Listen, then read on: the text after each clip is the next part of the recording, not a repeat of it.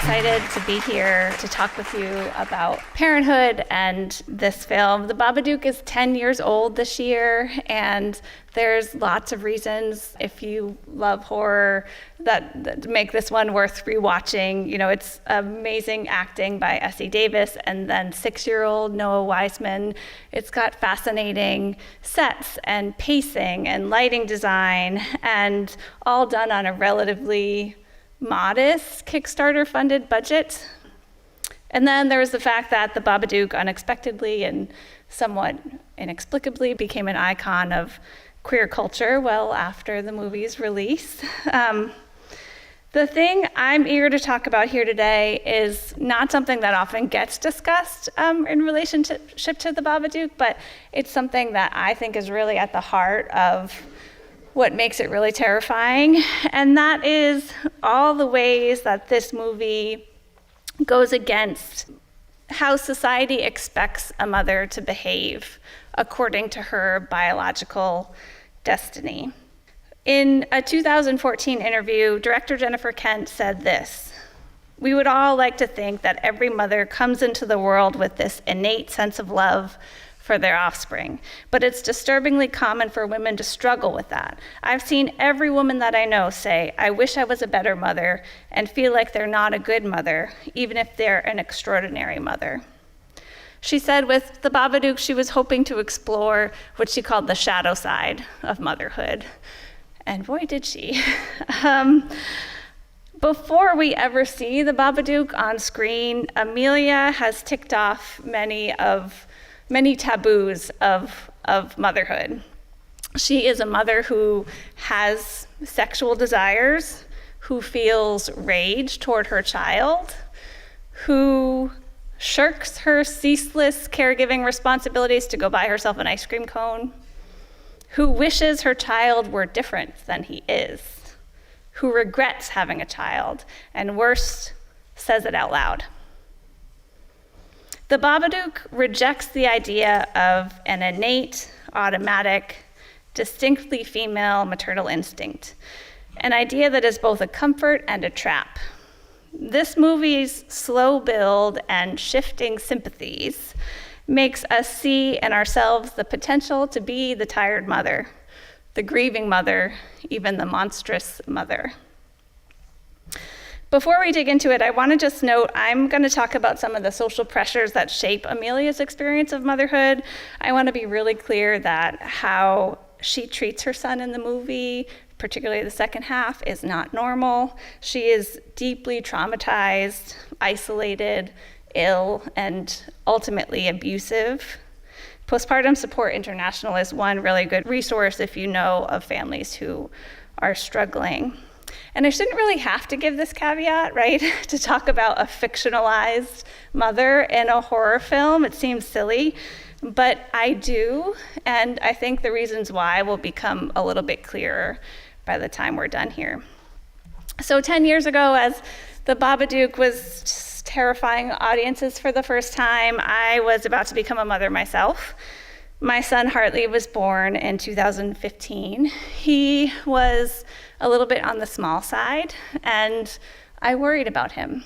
I worried about his growth and about my own capacity to care for him, to give him what he needed. And I worried that the fact that I wasn't feeling sort of overwhelmed by warmth and carried forward through this difficult time by a kind of certainty meant that something in me was missing or broken. Because I'm a journalist and information is really my coping mechanism, I started reading the science on the parental brain. I felt two things. I felt really comforted by the science. Some of what I was experiencing, at least, was a result of this powerful adaptation to parenthood that I was going through, and I felt really angry. I wondered why I hadn't known about this sooner, why it wasn't part of my prenatal education or any of the books that I read to prepare for parenthood, why it wasn't part of our cultural conversation about what it means to become a mother. And I realized that this was in part because we have this other story that really takes precedent, that says that mothers have all that they need, right from the start, that women have an inborn and automatic capacity for caregiving, and that this idea is based in science. And it's not.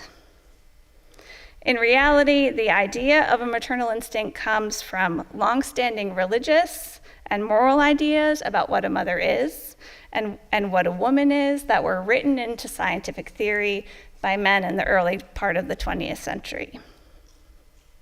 As science began to compete with religion as a means for organizing our understanding of ourselves and the world around us, some women saw the potential to use it to challenge ideas, old injustices, right? Ideas that were put upon them. But they were shut out of science, that they were shut out of medical schools and higher education, and even like kind of the civil societies for scientific exploration were shunned and shut down ultimately in many cases. Instead, the same old ideas about them were codified in scientific theory. Charles Darwin wrote that a woman's compulsion toward caregiving was the very thing that made her intellectually inferior to man. Women were specialized to care and men to compete, which allowed men to achieve higher eminence in virtually all things. Now, in the early part of the 20th century, women were vying for the right to vote and to own property. Men in power were worried about possible falling birth rates, particularly among white women in the context of rising immigration in the United States. And a woman's biology became a tool both for maintaining the status quo and amplifying a woman's role at home. This might sound familiar, what's happening today. Following in the footsteps of early naturalists, early psychologists were in the process of listing out human behaviors that developed by instinct, meaning through fixed patterns of behavior that were universal across the species. Maternal instinct was listed as the most powerful among them. William James, who was a grandfather of psychology, described maternal instinct as capable of contemning every danger, triumphing over every difficulty, outlasting all fatigue. And in 1908, William McDougall wrote that a mother's instinct to cherish and protect her children becomes her all-absorbing occupation to which she devotes all her energies, even stronger, he said, than fear itself, but not stronger than a woman's education. In fact, McDougall wrote that maternal instinct declines with intelligence, except where society holds fast to social sanctions such as bans on birth control and divorce that keep gender roles in place. McDougall was a racist and a eugenicist. This is not my judgment, it's a fact. Deeply worried about the birth rate. A subtext of his writing on maternal instinct was the maintenance of white supremacy. He wrote, "Those families and nations in which it weakens become rapidly supplanted by those in which it is strong."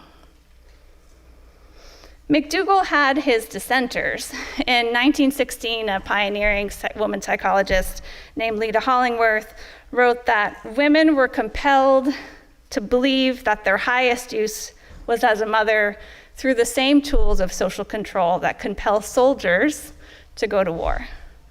The glory was magnified and the dangers were hidden. Maternal instinct, she said, was a doctrine of social control without scientific evidence. She called it a cheap device to compel women to participate in national aggrandizement. And one day, she said, it would run out.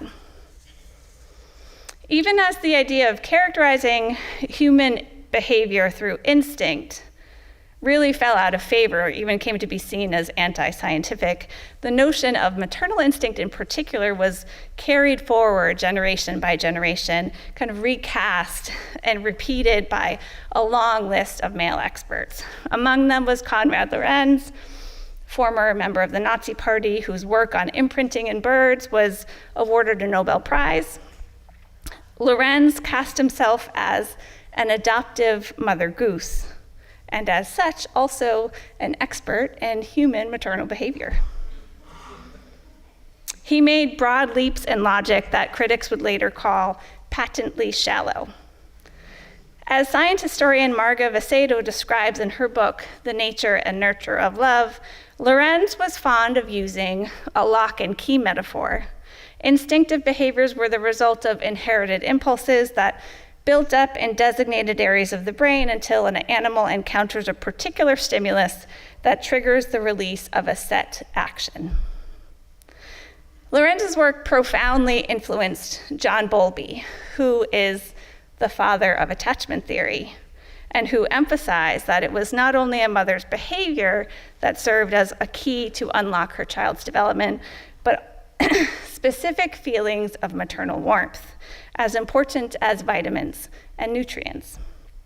Attachment theory is not settled science, despite its popularity in pop science, but it is a foundational framework that much of the research of maternal and child development is based on, often treating the mother-infant dyad as kind of a unit in space, separate from their families, their social contexts, their communities. Of course, human brains are not all locks and keys. They're more like this. This is the Scarborough Marsh, which is not far from my home in Maine. A marsh is always changing. Water moves through it, picking soil and nutrients and flora and fauna up from one place, depositing it somewhere else.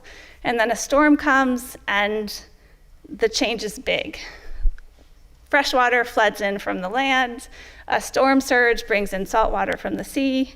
A piece of the marsh folds in on itself. Another piece is washed away entirely. And when the storm settles, whole sections of the marsh can be changed in salinity, having cascading effects for the rest of the ecosystem. The landscape is remodeled. What we understand about the human brain today is that it's kind of like a marsh, ever-changing. The plasticity or moldability that we once thought ended in childhood goes on. And researchers describe parenthood, particularly new parenthood, as a kind of major storm for the brain. The hormonal shifts a person experiences during pregnancy are extreme. Progesterone increases 15 times what it was pre-pregnancy. Estradiol, 300 times. Oxytocin and prolactin surge at childbirth. It's thought that those things prime the brain, readying it to receive a baby who, with its relentless needs, its cries and coos and smells, is a powerful stimuli for the brain. The research into the parental brain is somewhat young, but what we've learned from 60 years in animal literature and about 2 decades of human brain imaging is that the brains of involved parents undergo significant functional and structural changes, and that these changes seem to be responsive, developing in coordination with our particular child and their particular needs. For birthing parents in the early postpartum weeks, researchers have found heightened activity and connectivity in brain regions involved in motivation, meaning-making, vigilance, and working memory. Babies need us to pay attention in order for them to survive, so they capture our attention. And when we give it to them, we learn quickly how to read their needs, how to adjust our responses as they are growing and changing. In the beginning, that heightened responsiveness can feel really intense, even like deliberately colored by worry. Over time, it's thought that these things shift to a more regulated state. Parents fine-tune their ability to recognize a child's cues and predict their needs. Studies looking at the architecture of the brains of mothers, comparing pre-pregnancy and postpartum scans, have found significant changes in gray matter volume, especially in brain regions related to theory of mind. Many of these changes are still present up to 6 years postpartum, which is about as far as they've looked. Other studies have looked at imaging from tens of thousands of people using big data banks in Australia and Europe, and they compare parents and non-parents of similar ages. These are older adults well past their childbearing years, and they found that parents' brains are what the researchers call younger looking, which makes sense. We tell retirees to do crossword puzzles, to stay involved in their community, to seek out cognitive challenges, excuse me. And parenthood is full of them. It's full of complex social and cognitive challenges that are kind of never ending, right? And this tells a very different story than the one we're often told about the forgetful, frazzled woman suffering from mommy brain. There are so many questions about the parental brain that are yet to be answered. One of them is when exactly these changes unfold.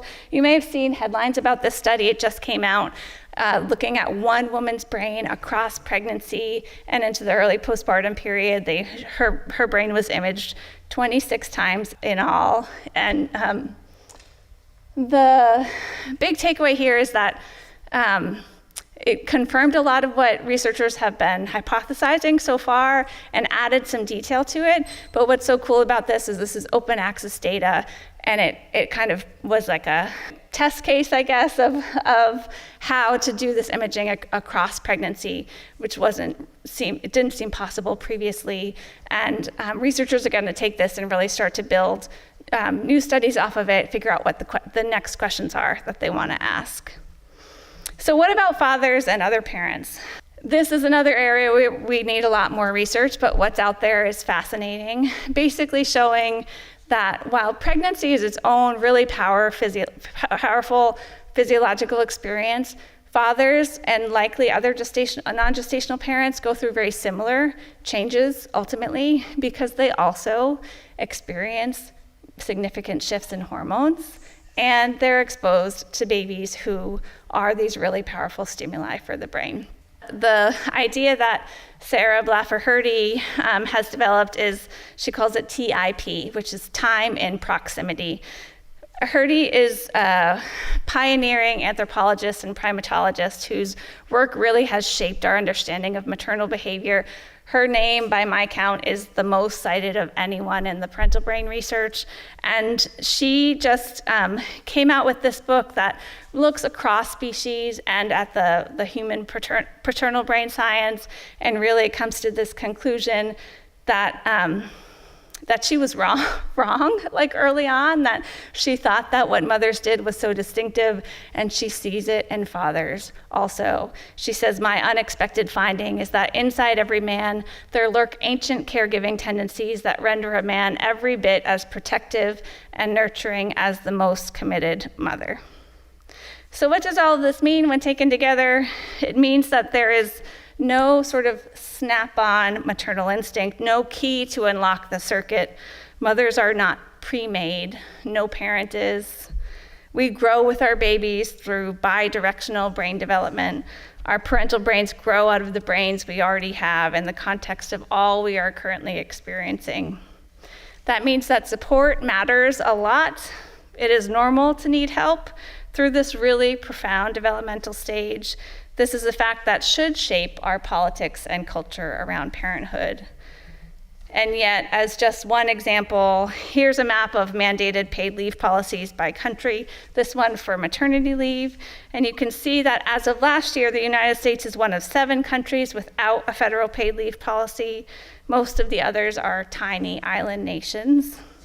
Almost all have at least 12 weeks, with Canada, most of Europe, Russia, India, Iran, Chile, others with 24 weeks or more. There's more variation with paternity leave, but you'll see that many countries have figured out how to do better than the US, which offers none. So why aren't we doing better? I think it's because this notion of maternal instinct, as Lita Hollingworth said it, remains a really important tool for social control. And if you want proof of this, all you have to do is ask anyone who writes about motherhood on the internet and see what kinds of things are said about them, the vehemence with which their work is challenged.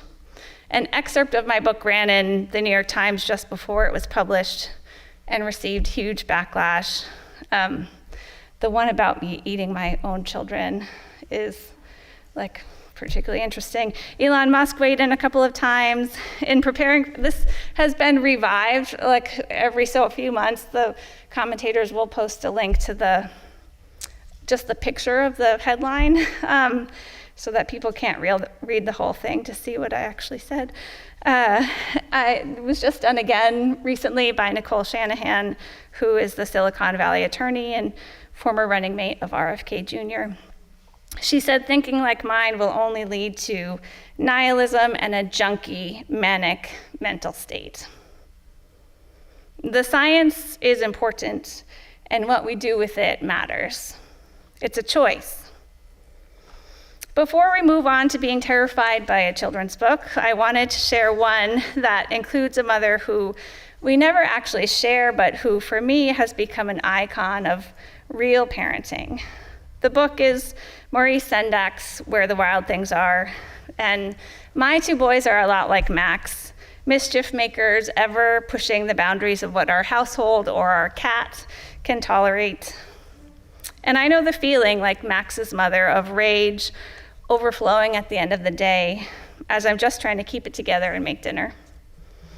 As the story goes, she sends him to bed without his supper, and Max's imagination carries him off to a land of wild things where he is king, until he gets lonely and hungry and travels back to his very own room where his dinner waits for him, and it is still hot. I imagine Max's mother feeling her anger subside and a tenderness rising up instead. I imagine she takes him a tray, and there he is asleep on his bed, still in his monster suit. She pushes back the sweaty hair and kisses his forehead before going back to the dishes. Mothering is not automatic. Parenting is full of mistakes and striving to do better. When we reject these old ideas about what a mother is, we get to see that it is so much about thinking and growth and choice. As parents, we choose over and over again whether to reach toward our children or to turn away from them. We choose as a society whether to hold up families through this time of tumult or not. That choice opens us up to so much vulnerability and so much potential for beauty. Thanks so much for listening.